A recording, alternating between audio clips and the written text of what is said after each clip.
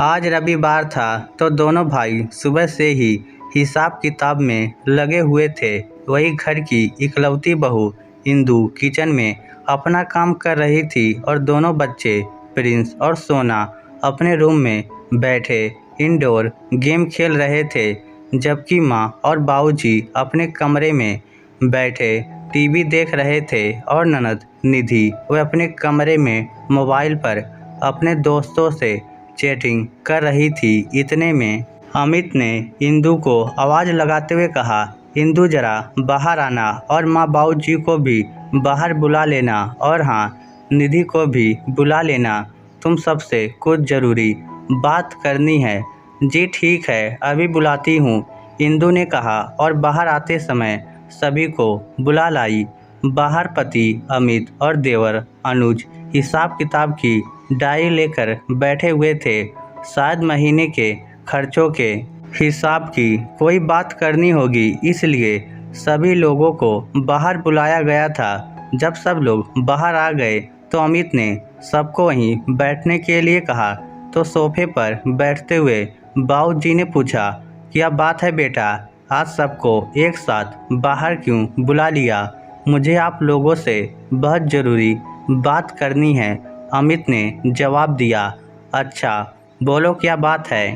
तब अमित ने बोलना शुरू किया, बाबूजी, जैसा कि आप सभी जानते हो कि अभी बिजनेस भी ठीक नहीं चल रहा है, उससे इतना ही पैसा आ पा रहा है कि घर खर्च ही चल रहा है। अब दोनों भाई एक ही जगह बैठकर समय व्यर्थ तो नहीं कर सकते। मैंने तो सिर्फ ग्रेजुएशन किया था, लेकिन अनुज ने अपनी एजुकेशन पूरी कर रखी है। इस कारण अब अनुज भी नौकरी ढूंढने लगा है। अभी थोड़ा काम धंधे को लेकर परेशानी है। हम जानते हैं बेटा, तुम दोनों भाइयों ने अपने दम पर बहुत अच्छे से पूरे घर को संभाला हुआ है, पर अब क्या बात हो गई जिसके लिए तुमने पूरे परिवार को एक साथ इकट्ठा कर लिया?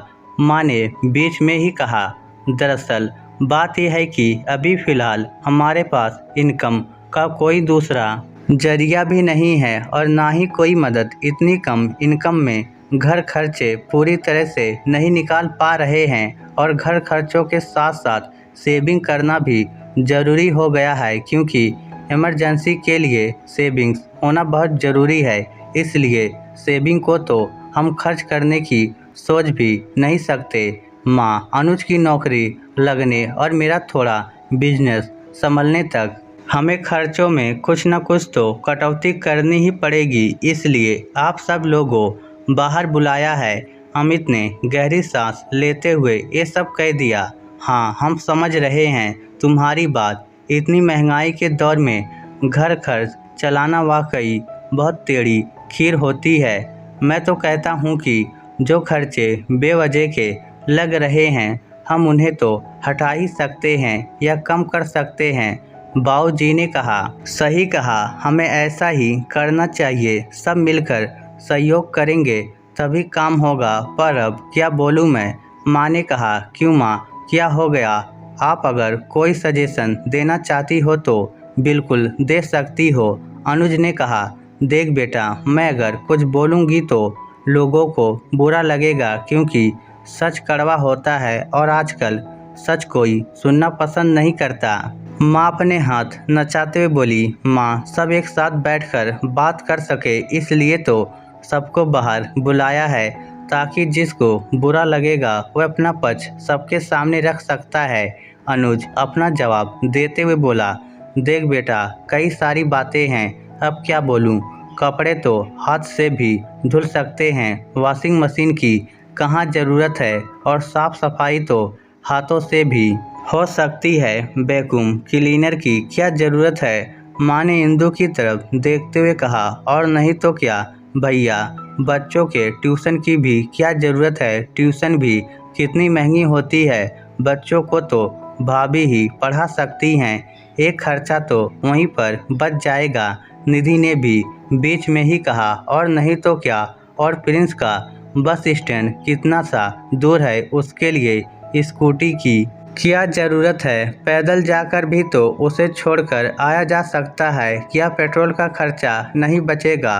माँ अपना सजेशन देते हुए सास और ननद तो बोल चुकी थी, तो ससुर जी भी कहाँ पीछे रहते, तो उन्होंने भी कह दिया।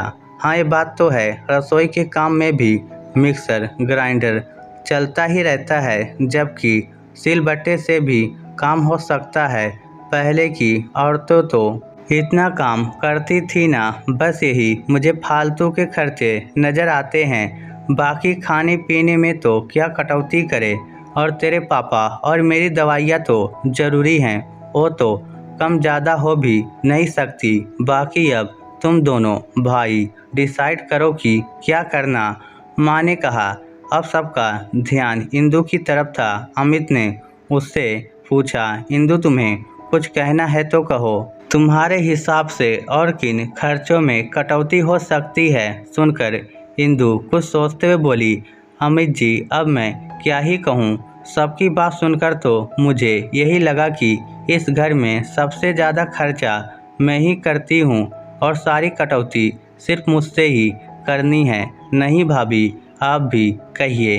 काम आपको करना होता है, आपको ज़्यादा अच्छे से पता है कि कहाँ खर्च होना है और कहाँ नहीं। अनुज इंदु के सपोर्ट में बोला, इंदु अनुज सही कह रहा है, घर तुम चलाती हो, तुम्हें ज़्यादा अच्छे से पता है कि कहाँ किस चीज़ की कटौती हो सकती है। अमित भी बोला, मैंने तो पहले ही कहा था कि लोग बुरा मान जाएंगे, आखिर सच्ची बात सबको कड़वी लगती है। लोग पहले खुद ऐसे काम करते हैं और फिर बाद में मुंह फुलाकर भी वही लोग बैठ जाते हैं। माँ अपनी ही राग में बोले जा रही थी, माँ जी यह लोग कौन हैं? मैं भी तो घर के सदस्य हूँ, फिर आप हर बात में लोग बुरा मान जाएंगे क्यों कहती हैं? आप सीधा सीधा मेरा नाम नहीं ले सकती। इंदु ने कहा, बहू मुझसे बहस करने की ज़रूरत नहीं है। तुम्हें बाहर मुझसे बहस करने के लिए तो बाहर बुलाया नहीं है, खर्चों में कटौती करने के बाद के लिए बुलाया है, तो हम उस पर चर्चा करें तो ज़्यादा अच्छा रहेगा। माँ चिढ़ते हुए बोली, जी बिल्कुल ठीक कहा आपने। अब तरीके मैं बताती हूँ। सबसे पहले वॉशिंग मशीन की बात, तो आप लोग अपने कपड़े रोज़ अपने हाथों से धो लिया कीजिए, तो मुझे वॉशिंग मशीन 10 दिन में एक बार लगाने की ज़रूरत पड़ेगी, वो भी बेडशीट, पर्दे, पिलो कवर आदि के लिए। तो पहले कटौती वहाँ हो जाएगी। अब रहा वैक्यूम क्लीनर, तो एक काम कीजिए, आप लोग रोज़ सुबह उठकर अपने अपने कमरों की साफ़ सफाई ढंग से कर लीजिए कीजिए। देखिए आप लोग सफाई करेंगे तो आपके लिए एक एक कमरा ही होगा। मैं अकेली काम करती हूँ तो मेरे लिए पूरा घर होता है, मुझ अकेली को ही कितना वक्त लग जाता है। जब आप लोग अपने कमरों की अपने हाथों से सफाई करेंगे तो वैक्यूम क्लीनर की ज़रूरत ही नहीं पड़ेगी, जिससे उसका खर्चा बच जाएगा। हाँ, हॉल, बरामदा और किचन की साफ़ सफाई मैं कर लूँगी। अब रही बात ट्यूशन की, तो चलो प्रिंस को तो मैं पढ़ा लूँगी, लेकिन सोना तो 10th स्टैंडर्ड में है। मुझे पढ़ाई छोड़े हुए काफ़ी वक्त हो चुका है। प्रिंस तो अभी 5th में है, इसलिए पढ़ा देती हूँ, पर सोना को नहीं पढ़ा पाऊँगी। अगर उसकी जिम्मेदारी आप तीनों भाई बहन में से कोई उठा सकता है तो ट्यूशन का खर्चा बच सकता है। और रही बात प्रिंस को बस स्टैंड तक स्कूटी से छोड़कर आने की, तो सुबह सुबह मेरे पास 10 काम होते हैं। किसी को ऑफिस जाना होता है, किसी को नाश्ता चाहिए होता, किसी को क्या चाहिए होता है, तो मेरे पास इतना वक्त नहीं होता। जिसकी जगह घर में माँ जी या बाबूजी में से कोई भी प्रिंस को बस स्टैंड तक छोड़कर आ सकता है। इस बहाने उनकी भी वॉकिंग हो जाएगी। और हाँ, वो क्या था, मिक्सर ग्राइंडर, तो मसालेदार ग्रेवी की सब्जी आप लोगों को ही पसंद है, साथ ही साथ कई तरह की चटनियाँ चाहिए होती है आप लोगों को। किसी को मैंगो शेक चाहिए होता तो किसी को कुछ और। एक काम कीजिए, सादा खाना शुरू कर दीजिए, ग्राइंडर की भी ज़रूरत नहीं पड़ेगी। अब आप लोग देख लीजिए कि क्या करना है। मैंने तो अपनी तरफ से बचत के तरीके बता दिए कहकर इंदु तो रसोई में चली गई। इधर अपने आप सबकी बोलती बंद हो गई और फाइनली यही डिसाइड हुआ कि जो इंदु ने कहा वही सही है। सबको अपने अपने काम खुद करने पड़ेंगे। सोना की जिम्मेदारी अमित और अनुज ने मिलकर अपने पर ले ली और दिन में निधि फ्री हो जाती है तो वह प्रिंस को पढ़ा सकती है। प्रिंस को बस स्टैंड तक छोड़ने का काम बाबूजी और माँ जी के सिर पर आया। बस एक मिक्सर ग्राइंडर को कटौती से दूर रखा गया क्योंकि खाने के साथ कोई एडजस्टमेंट नहीं करना चाहता था। लेकिन अब सजेशन देने वाले पछता रहे थे क्योंकि अब काम उनके सिर आ चुका था। इस स्टोरी को लेकर आपकी क्या राय है नीचे कमेंट करके हमें ज़रूर बताइएगा। धन्यवाद।